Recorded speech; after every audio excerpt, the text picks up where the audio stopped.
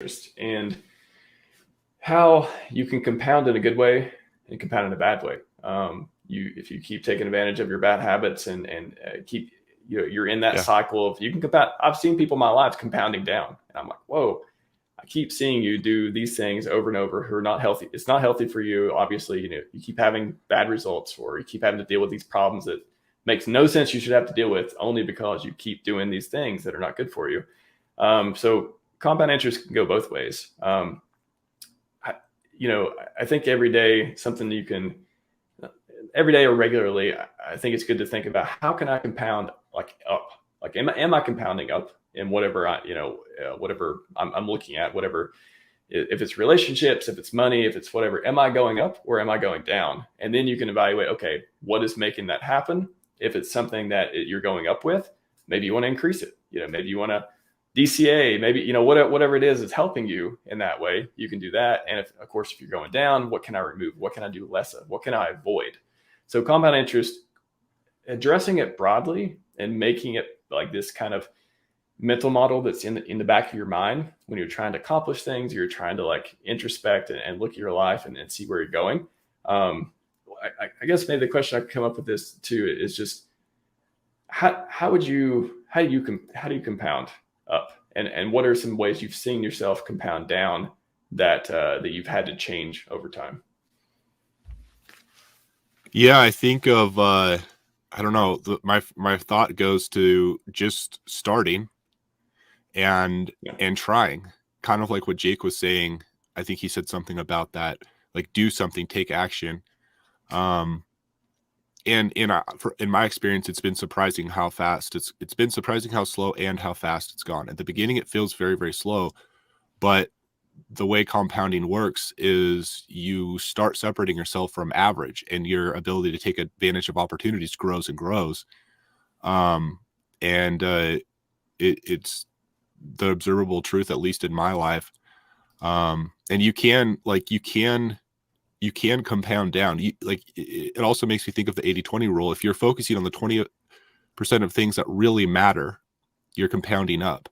But just as much as the compounding can almost exponentially push you up, it can also exponentially push you down. If there's an area of your life, health or whatever, that is working against you, it's pulling you down, and it can just as easily exponentially push you down as it can exponentially push you up. Like compounding appears to be a very real thing, the way the world works. Good decisions over time give better and better results. Bad decisions over time give worse and worse results. And it appears to be the truth. And to me, I find that very, very motivating, because a good decision today isn't going to give me $1 million or something, whatever it's not going to give me the end result. But over time, that little bit of effort today was needed in order to compound on that little bit of effort. And it adds meaning to what appears not very meaningful. And it adds motivation in doing that one thing today that doesn't seem so big, because I do believe that over time it will matter, and it will result in that big result, that big thing I'm working for. It reminds me of I think it's another Naval quote of it's like 90% of effort is wasted, but you have to put in that 90% to get that 10%, or maybe it's even 99%. You have to put that in order to even get closer to get that, to understand what is that 1%, what is that 10% that's actually useful.